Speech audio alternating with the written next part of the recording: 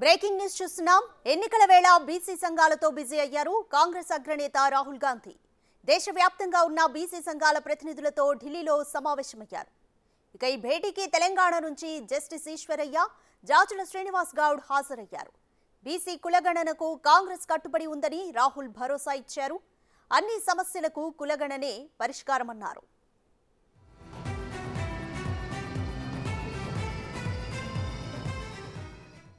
Complete details మా ప్రతినిధి శివ అందిస్తారు.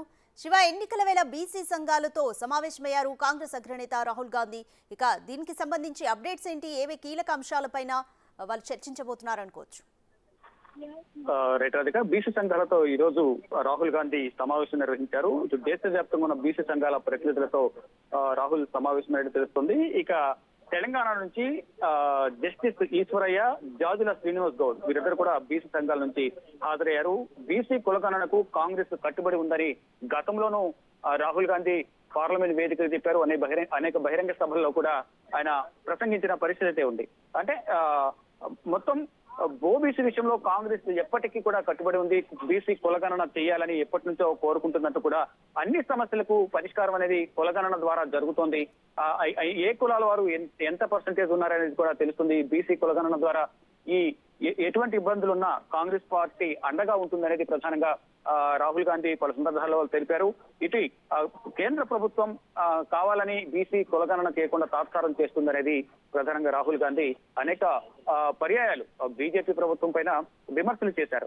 అయితే ఇప్పుడు ఎన్నికలు వస్తున్న సందర్భంలో లోక్సభ ఎన్నికలు, కొన్ని రాష్ట్రాల్లో అసెంబ్లీ ఎన్నికలు కూడా రాబోతున్నాయి. ఎన్నికల సమయంలో బీసీలకు అండగా ఉంటామంటూ కూడా వెన్నుదన్నుగా ఉండి అన్ని విధాల సహాయ సహకారాలు అందిస్తామంటూ కూడా రాహుల్ గాంధీ వారందరికీ భరోసా కల్పించే ప్రయత్నం చేశారు. దానిలో భాగంగానే ఈరోజు దేశవ్యాప్తంగా ఉన్న బీసీ సంఘాల నాయకులతో ఆయన సమావేశమై బీసీలకు ఎన్నో ఏళ్లుగా అన్యాయం జరుగుతోంది. ఈ కులగణన ద్వారా వారికి సరైన అవకాశాలు కానీ, మరోవైపు రిజర్వేషన్ సంబంధించి కూడా అన్ని విధాలా కాంగ్రెస్ పార్టీ అంటే కేంద్ర ప్రభుత్వం రిజర్వేషన్ల విషయంలో కనుక బిల్లు పెడితే బీసీ కులాలకు సంబంధించి దాన్ని సపోర్ట్ చేయడానికి మేము సిద్ధంగా ఉన్నాము.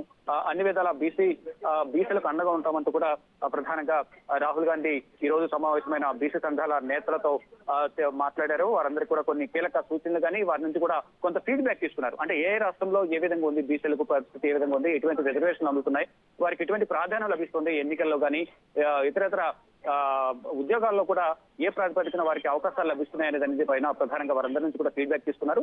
దానిలో భాగంగా ఈ రోజు తెలంగాణ నుంచి కూడా ఇద్దరు బీసీ సంఘాలకు సంబంధించిన నేతలు హాజరయ్యారు.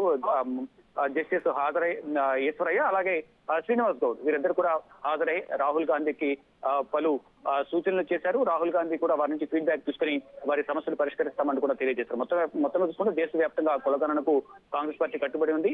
కులగణన ఎప్పుడు చేసినా దానికి మేము సహకరిస్తాము, బీసీ సంఘాలకు ఎప్పుడు సపోర్ట్ గా ఉంటామంటూ కూడా రాహుల్ గాంధీ బీసీ సంఘాల నేతలకు ధైర్యం చెప్పారు. Thanks for the update Shiva.